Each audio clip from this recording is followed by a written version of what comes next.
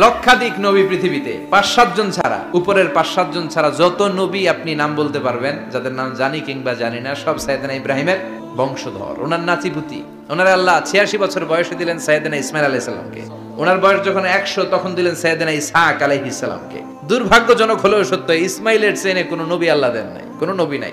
সব নবী এই চেনে হাজার হাজার লক্ষাধিক নবী খালি ইসহাকের বংশে নাম, এই বংশে কোনো নবী নাই।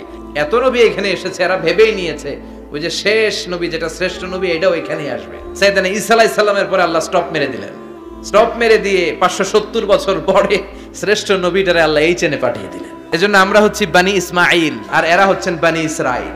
এরা নবী পেতে পেতে এই প্রজন্ম অহংকারী হয়ে উঠেছিল আর গালি দিচ্ছিল এই চেনটা আটকুরা চেইন, সব নবী এই চেনে আমরা পাই, আর শ্রেষ্ঠ যে নবীটা আসবে সেটাও এই চেনে আসবে। আল্লাহ কয় না, আমি খেলা উল্টায় দিব, সব নবী এখানে পাঠালেও শেষ নবী আমি এখানে পাঠাবো না।